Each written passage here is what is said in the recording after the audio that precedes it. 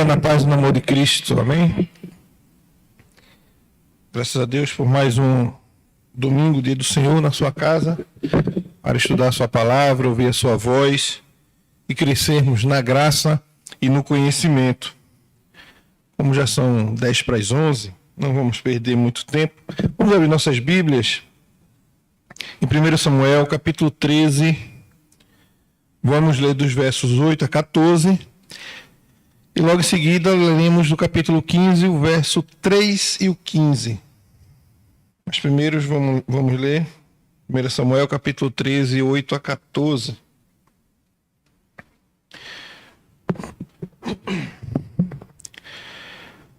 Assim diz a palavra do Senhor. Esperou Saul 7 dias, segundo o prazo determinado por Samuel. Não vindo, porém, Samuel a Gilgal, o povo foi se espalhando dali. Então disse Saul: trazei-me aqui o holocausto e ofertas pacíficas, e ofereceu o holocausto. Mal acabara ele de oferecer o holocausto, eis que chega Samuel. Saul lhe saiu ao encontro para o saudar. Samuel perguntou: que fizeste? Respondeu Saul: vendo que o povo ia se espalhando daqui, e que tu não vinha nos dias aprazados, e que os filisteus já se tinham ajuntado em Miquimais, eu disse comigo: agora descerão os filisteus contra mim a Gilgal, e ainda não obtive a benevolência do Senhor. E forçado pelas circunstâncias, ofereceu holocaustos. Então disse Samuel a Saul: procedesse neciamente em não guardar o mandamento que o Senhor teu Deus te ordenou. Pois teria agora o Senhor confirmado o teu reino sobre Israel para sempre. Já agora não subsistirá o teu reino. O Senhor buscou para si um homem que lhe agrada e já lhe ordenou que seja príncipe sobre o seu povo. Portanto, não guardaste o que o Senhor te ordenou. Então se levantou Samuel, subiu a Gilgal e a Gibeá de Benjamim. Logo Saul contou o povo que se achava com ele, cerca de 600 homens. Capítulo 15, versículo 3. Vai, pois, agora e fere a Amaleque, e destrói totalmente com tudo que tiver. Não poupes, porém. Matarás a homens, mulheres, meninos, crianças de peitos, bois, ovelhas, camelos e jumentos. 15. Ao que respondeu Saul: de Amaleque os trouxeram, porque o povo guardou o melhor das ovelhas e dos bois para oferecer ao Senhor teu Deus. O resto, porém, destruímos-los totalmente. Vamos orar. Pai, muito obrigado, Senhor, por essa porção lida da tua palavra. Te rogamos humildemente, Senhor, que ela fale aos nossos corações e que possamos, Senhor, mudar o nosso comportamento em relação à desobediência e à soberba diante de ti. Em nome de Jesus, nós te oramos. Amém.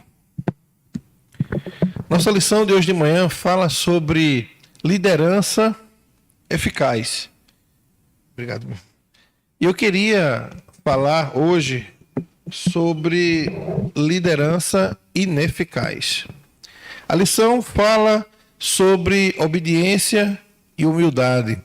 E eu queria falar sobre desobediência e soberba, baseado nessa história de Saul.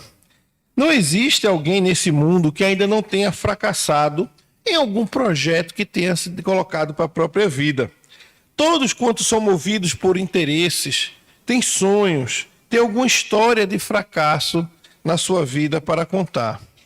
E será que Deus deseja que sejamos um fracasso? Será que Deus deseja que os nossos planos sejam sempre frustrados? Talvez você pergunte isso, mas a resposta é que Deus não deseja que os seus filhos incorram em sucessivos fracassos. O fracasso, ele se familiarizou com o ser humano desde que os nossos representantes pactuais, Adão e Eva, tiveram seu primeiro contato com o pecado. O pecado está em nossa natureza e é por isso que temos em nossa vida histórias de fracasso para contar. É natural hoje em dia vermos pessoas fazendo uso de quaisquer meios para alcançar seus objetivos particulares, sejam profissionais, sejam acadêmicos, sejam amorosos. As pessoas buscam qualquer outro meio, até mesmo meios escusos, para alcançar objetivos em sua vida. Você consideraria, por exemplo, Abraham Lincoln, o 16º presidente dos Estados Unidos, como um homem fracassado? Em pesquisas com acadêmicos nos Estados Unidos, classificam ele como o melhor presidente da história dos Estados Unidos. Ele é consistentemente considerado entre os 3 primeiros, geralmente o número 1, ao lado de George Washington e de Franklin Delano Roosevelt. Mas algumas coisas a gente pode observar na vida de Abraham Lincoln. Em 1831, ele fracassou nos negócios. Em 32, ele foi derrotado para a legislatura. Em 33, ele fracassa novamente nos negócios. Em 36, devido a esses sucessivos fracassos, ele teve um colapso nervoso. Em 38, depois de estar recuperado do colapso nervoso, ele foi derrotado para presidente da Assembleia Legislativa. E não para por aí a lista de fracassos de Abraham Lincoln. Em 1940, ele foi derrotado para membro do colégio eleitoral. Em 43 e 48, foi derrotado para deputado. Em 48, foi derrotado para senador também. Foi derrotado para vice-presidente em 56. Derrotado para senador em 58. Tanta derrota que, se ele fosse recifense, a gente podia chamar ele de Santa Cruz, né? Porém, em 1860, ele foi eleito o 16º presidente dos Estados Unidos. E até mesmo dentro do círculo do povo de Deus, encontramos pessoas deixando de viver segundo a Bíblia, que é o que nós enchemos a boca e dizemos, a única regra de fé e prática de todo viver cristão, para fazer aquilo que eles mesmos acham que é correto. Essa forma de vida, ela causa prejuízos enormes à vida das pessoas, principalmente aqueles que já conhecem a palavra de Deus. E é urgente uma reflexão sobre o que estamos fazendo na busca dos nossos próprios objetivos, os nossos sonhos. Precisamos entender se eles estão, se o caminho que eu estou percorrendo é o caminho da vontade de Deus. Temos acompanhado o péssimo exemplo das campanhas eleitorais, repletas de mentiras escabrosas, que tentam ludibriar o eleitor a mudar o seu voto. E como cristãos, é preciso fazer uma análise de como estamos vivendo. Vivemos para o nosso deleite ou vivemos para a glória de Deus? O que reflete o nosso comportamento? Reflete um profundo compromisso com Deus, guiado pelas Escrituras, ou uma vida hedonista, baseada somente num compromisso com os nossos próprios prazeres? Israel encontrava-se num cenário político e religioso muito conturbado, parecido com o que a gente está vivendo no Brasil hoje, com uma perspectiva de mudança política e que, além de tudo, pode afetar a nossa liberdade religiosa. Em Israel estava acontecendo a transição da teocracia para a monarquia. O povo recentemente tinha rejeitado o governo de Deus para imitar as nações vizinhas, pedindo um rei pagão. E rejeitar o governo de Deus para a sua vida e pedir um rei humano trouxe para Israel gravíssimas consequências. Muita idolatria, a perda da Arca da Aliança, são fatos que marcam o começo dessa história de um novo monarca, na verdade, o primeiro monarca, que foi Saul. A Arca da Aliança era um sinal visível da presença de Deus no meio do seu povo. E após rejeitarem o governo teocrático, o governo de Deus, uma das primeiras consequências que sobrecaiu sobre o povo de Israel foi a sua corrupção espiritual e o seu consequente afastamento de Deus. Quando vivemos fora daquilo que Deus determinou para nós, uma das gravíssimas consequências, talvez a pior delas, é o afastamento da presença de Deus. E como falamos No cenário político não é diferente. Divisões internas refletem a fraqueza espiritual de Israel. Por um lado, os filisteus ali no sudoeste, gerando uma pressão interna. Ele era também atacado pela Síria ao norte. E ao se distanciar de Deus, o seu povo ficou vulnerável aos ataques do inimigo. Essa narrativa do capítulo 13 e 15, ela concentra-se no início do reinado de Saul, especialmente no seu relacionamento com Deus e com Israel. Vemos Saul, nesse texto que lemos, tomado por decisões tolas e imprudentes e tentando encobrir a consequência dos seus atos com mentiras. Podemos ainda acompanhar a história de Saul. A gente percebe sucessivos erros e sucessivas mentiras. Foi o começo de um declínio trágico que terminou na casa de uma feiticeira e num suicídio no campo de batalha. A vida de Saul, ela começa a definhar espiritualmente, moralmente e, por último, fisicamente, porque ele se afastou daquilo que Deus tinha determinado para a vida de um rei. Davi entra em cena somente no capítulo 16. E o texto descreve conflitos cada vez mais profundos de Saul com Deus e até mesmo com Davi. Podemos acompanhar os passos que conduziram o rei a esse fracasso calamitoso. Primeiro, ele, cheio de orgulho, só tinha reinado ainda durante 2 anos. Ele começa a organizar um exército de mais de 300 mil homens que tinha se voluntariado para lutar com ele. Mas o que é que Saul faz? Eu só quero 3 mil. Olha, acaba, se garante demais, né? 300 mil homens se voluntariaram. Não, eu quero 300 mil, não. Para que 300? Eu sou um lutador exímio, praticamente um UFC. Então eu não quero saber de você, só quero 3 mil. 3 mil para mim é suficiente para derrotar qualquer exército do mundo. Olha que soberba.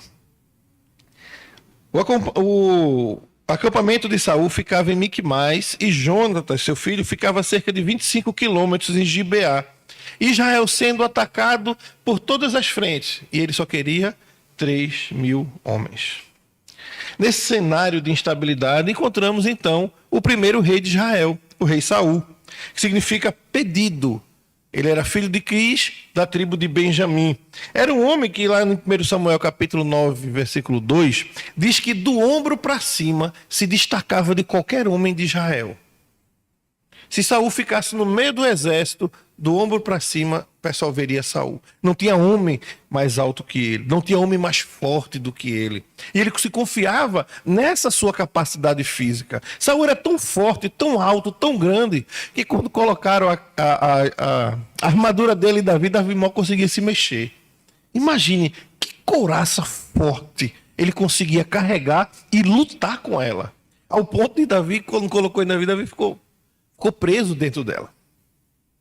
Ele foi escolhido mediante a decisão equivocada do povo de Israel de rejeitar o governo de Deus para instaurar um governo humano, agindo semelhantemente às nações vizinhas pagãs. Olha, não queremos mais Deus nos governando, queremos ser igual aos ímpios.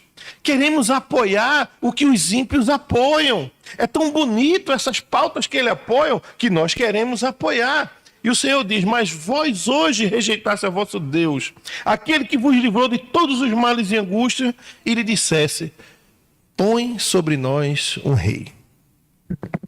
Quantas vezes nós esquecemos que o nosso rei é Cristo e colocamos a nossa confiança em homens, em sistemas, em concursos, em casamentos, em loterias? Fazemos como Israel fez, deixamos de confiar naquele que nos livrou dos nossos males e angústias para confiar em pessoas. E aí eu queria refletir com vocês, nessa manhã, uma pequena reflexão com o tema Pequenos Erros, Grandes Fracassos. E como evitar esses erros para não sofrer grandes fracassos em nossas vidas? Em primeiro lugar, evitando tomar decisões próprias e arbitrárias. Porque nós não estamos no governo de nossas vidas. Saul quis tomar o lugar do sacerdote Samuel.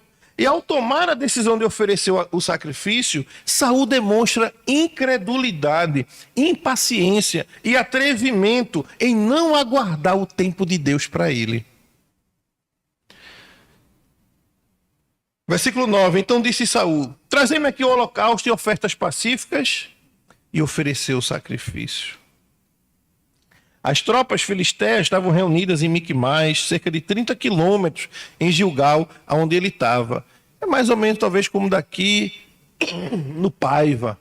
As tropas do inimigo se juntando, e Samuel não chegava, e ele começou a achar que ele poderia resolver os problemas dele. E aí os homens de Saul começaram a abandonar o exército, atravessando o rio. Outros ficaram paralisados de medo, porque já tinha-se um contingente menor por causa do orgulho e da soberba dele. E agora as notícias chegam, o grande exército já está aqui, ó, pertinho no Paiva, chegando para cá. E os homens viram que o contingente deles era menor, uns ficaram apavorados, paralisados, outros fugiram pelo rio. E conforme Samuel havia ordenado, Saul esperou os 7 dias. E quanto mais esperava, mais preocupado ele ficava. Seu exército sumia e o inimigo se mobilizava e a situação ia tomando uma forma de caos. Por que Samuel demorou? Estava tentando fazer Saul fracassar para lembrar que Deus ainda estava no controle? Não, porque também seria danoso para Samuel que o reino caísse. Até aprendermos a confiar em Deus e esperar no tempo dele, não teremos como assimilar as preciosas lições que Deus deseja nos ensinar. Até esperarmos o tempo de Deus, até mostrarmos que estamos com fé, contrário de Saul, que estava sem fé, sem paciência, nós não poderemos receber aquilo que o Senhor tem nos prometido. A incredulidade e a impaciência são sinais claros de imaturidade espiritual. É preciso confiar em Deus. É preciso saber que Ele continua no controle. Que apesar do que acontece ao nosso redor, o Senhor continua sentado no alto sublime trono. Saul podia ser bem apessoado, forte, mais alto, mas se não tivesse com o coração centrado em Deus, ele não seria nada para o seu reino. Uma coisa é conquistar uma vitória comandando um exército de mais de 300 mil homens. Outra bem diferente é lutar apenas com 600. E agora é o momento que a fé entra em cena. Ou melhor, até poderia dizer que a fé, ela sai de cena. Saul não queria ir para a batalha sem antes oferecer o sacrifício ao Senhor. Mas ele sabia que a lei não permitia que ele oferecesse esse sacrifício, porque ele era rei, ele não era sacerdote. Mas talvez isso para Saul, por ele ser incrédulo, isso funcionasse como uma forma de superstição. Como, por exemplo, levar a arca para a batalha. E sem esperar pelo sacerdote designado por Deus para oferecer o sacrifício antes da batalha, Saul ofereceu o sacrifício e naquele exato momento, quando ele ainda estava com as mãos sujas de oferecer o sacrifício, foi pegado, como dizemos, no flagra. No erro, no pecado. É aquela situação que a gente não tem mais o que falar. Alguns até tentam dizer, não é isso que você está pensando. Mas as mãos estão sujas, as roupas estão sujas. E Samuel pergunta a ele, Saul, o que fizeste? Imagine você sendo pego naquele pecado mais terrível que você já cometeu na sua vida. Que ninguém viu, só você e Deus. Você se arrependeu, Deus já lhe perdoou e ficou só entre vocês dois. Mas se Deus permitisse que alguém chegasse na hora e dissesse assim, você? Não, eu podia esperar esse pecado de qualquer outra pessoa, de Esdra, de Frank, de Aelso, mas você não. Pois é. Se tivesse esperado apenas mais alguns minutos, nada de grave teria acontecido.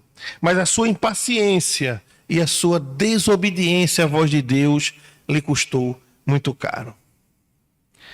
Em segundo lugar, como podemos evitar os erros para não sofrer grandes fracassos? Evitando justificar-se, não reconhecendo os nossos erros. Versículo 11 e 12. Então perguntou Samuel: o que fizeste? Respondeu Saul: porquanto via que o povo se dispersava, e que tu não vinhas no tempo determinado, e que os filisteus, ó quanta desculpa, já tinham se juntado em Miquimais. Eu disse: agora os filisteus virão sobre mim a Gilgal, e eu ainda não aplaquei o Senhor. Assim me constrangi. Fiquei constrangido. E pequei. E ofereci o holocausto. Quantos de nós não agimos dessa forma diante de Deus? Senhor, eu não consegui ser promovido no trabalho e eu fiquei constrangido. E eu arrumei uma arapuca para derrubar o meu chefe, para eu ocupar o lugar dele. Senhor, eu estava sem esperança de casamento, está demorando muito, eu me constrangi e eu fiquei com aquela ex e saí com ela. Mas foi por causa do tempo que está demorando. Foi por causa do chefe que não me deu oportunidade. Foi por causa disso. Foi por causa daquilo. Mas nunca foi por causa da nossa desobediência. À medida que o caráter de Saul se deteriora, a gente pode ver ele enganando a si mesmo e tentando enganar os outros. Sua primeira atitude dissimulada em Gilgal ocorreu quando Samuel, cordialmente, esperando que o sacerdote desse uma bênção, Saul estava sendo hipócrita e agindo como se não tivesse feito nada de errado. Chega aí, Samuel, olha, devido a essas circunstâncias aqui, eu me constrangi e fiz aquilo que Deus determinou que eu não fizesse. Eu me constrangi, então, para aliviar, né? Tu vai me dar a bênção, né? 1 João 1,6 diz que se dissermos que mantemos comunhão com Ele e andarmos nas trevas, mentimos e não praticamos a verdade. A sua segunda mentira foi culpar Samuel e os soldados, em vez de assumir a responsabilidade, de dizer, olha, para mim isso aqui é somente uma atitude de superstição. Então, você fazendo, B fazendo, C fazendo, eu fazendo, para mim está tudo certo. Mas ele não assume. Isso era superstição para ele. Ele começa a colocar a culpa em Samuel e no exército. E a frase começa com o verbo vendo, o que indica que ele estava sendo conduzido pelas aparências e pelas circunstâncias e não pela fé. Mentiu terceira vez ao dizer que precisou obrigar-se a oferecer o sacrifício. Será que ele não podia ter se forçado a orar, a reunir os seus oficiais em oração, pedir o auxílio do Senhor? Será que ele precisava de fato dar uma de sacerdote? A vontade obedece à mente e o coração, mas o raciocínio e os desejos de Saul estavam inteiramente contrários à vontade de Deus. Quem tem facilidades para inventar desculpas, raramente fará qualquer outra coisa a não ser de inventar desculpas. E aqueles que são rápidos na hora de colocar a culpa nos outros, não devem reclamar quando os outros também jogarem a culpa sobre ele. Adão culpou Eva, Eva culpou a serpente, mas nem Adão nem Eva declararam humildemente, pequei. O Senhor disse que não era para comer e nós comemos. Ao longo de toda a sua carreira, Saul se mostrou um rei adepto à prática de minimizar os próprios pecados e enfatizar o erro dos outros. Mas não é assim como um homem de Deus, uma liderança eficaz, deve conduzir o povo, a sua vida e os seus projetos. Pequenos erros, grandes fracassos. Como evitar pequenos erros e não sofrer grandes fracassos?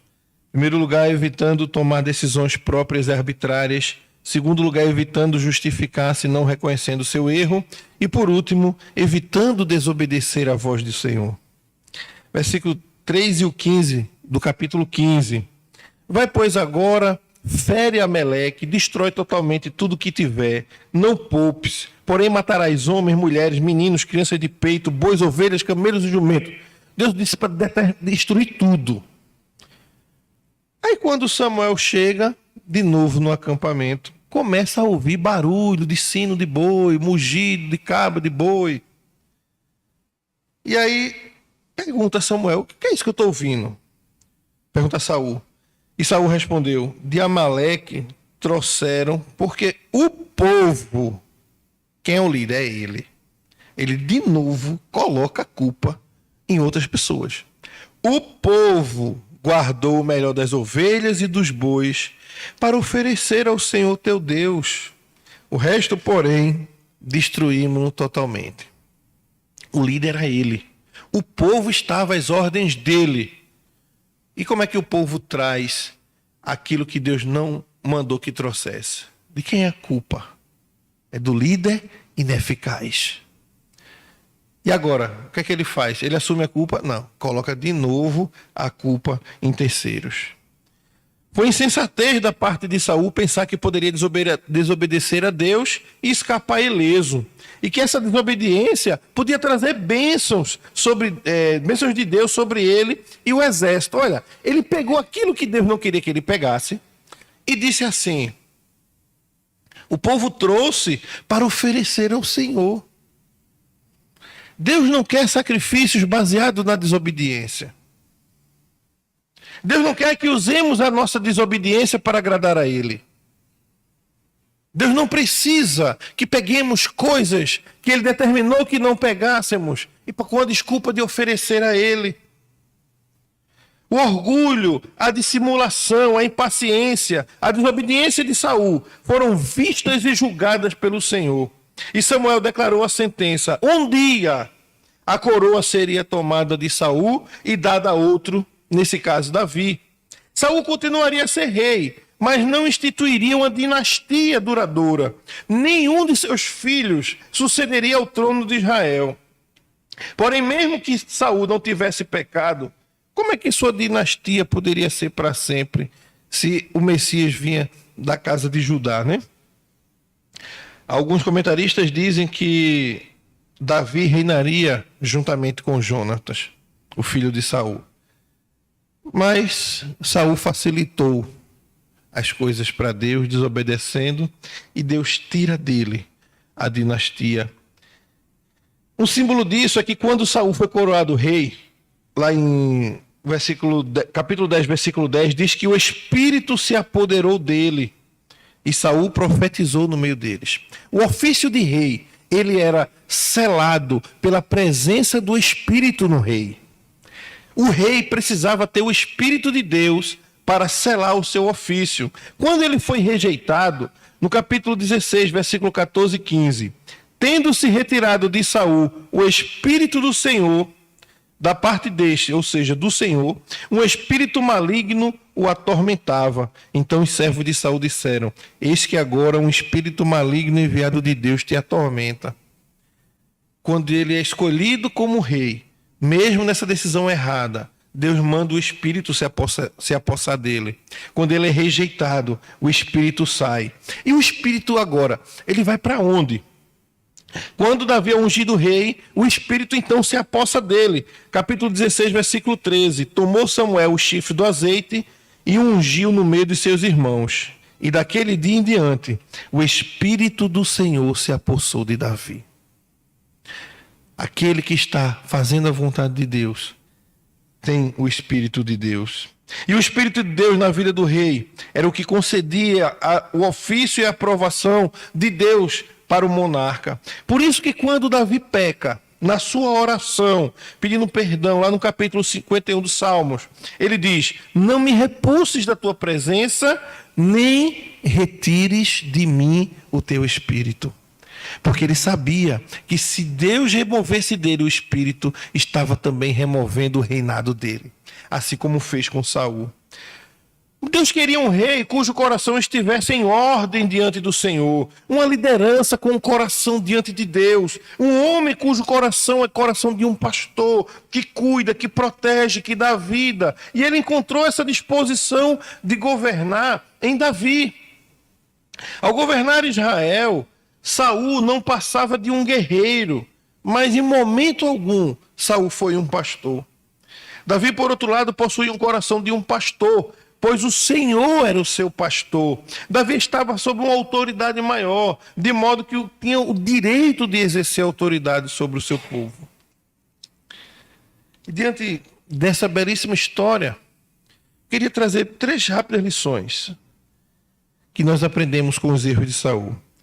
A primeira dela é reconhecer que você é pecador e que somente Cristo pode libertar você dessa condição.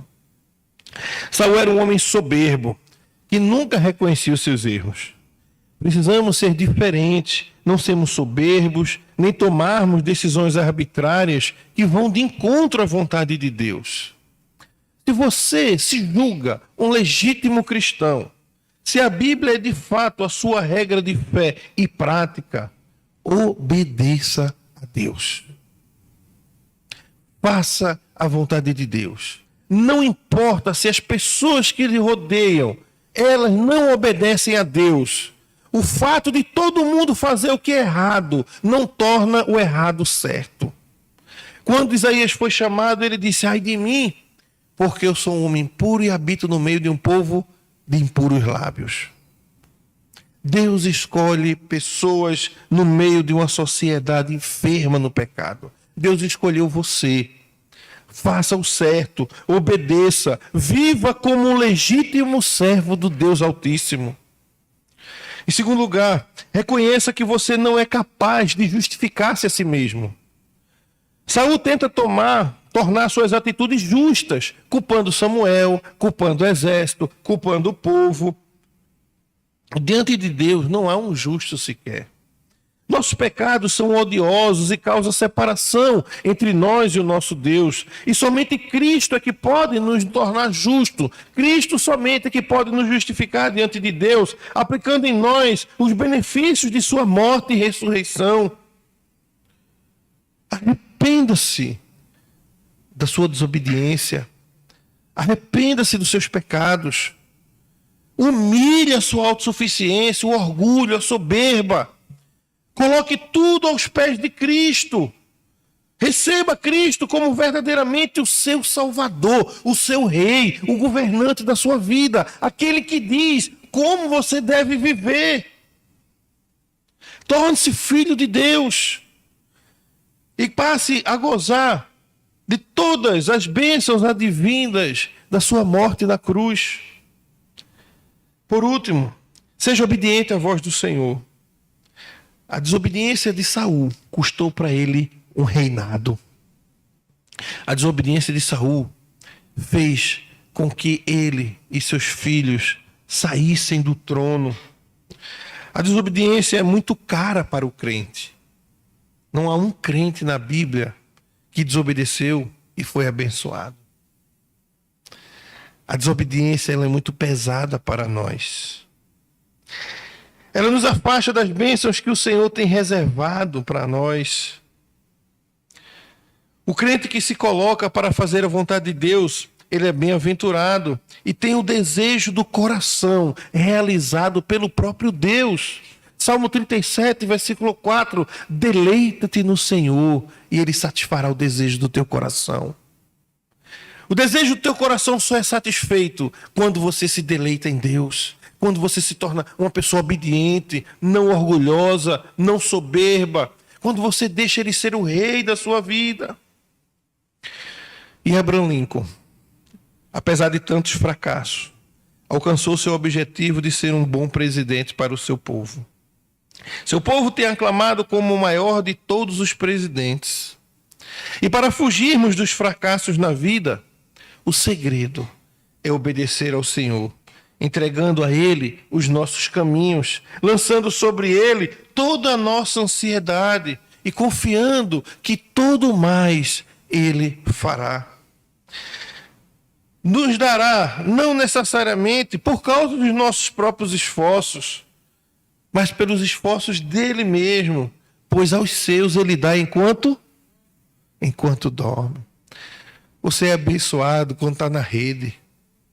Não é quando você está intentando projetos mirabolantes. Você é abençoado dando aquele cochilo no sofá. Depois do almoço, depois do pirão que vai ter daqui a pouco, né? Aquele almoço pesado de domingo, que a gente almoça, parece que tem um Lexotan como tempero. E a gente dorme. É nesse momento que Deus está te abençoando. Não é quando você está traçando seus planos sem orar, sem consultar a Ele. Deus dá aos seus enquanto dormem. Meus queridos irmãos, não sejamos como Saul. Sejamos humildes, reconhecendo nossa condição diante de Deus, sendo principalmente obedientes à sua palavra e vivamos uma vida abundante na presença de Deus. Que Deus nos abençoe.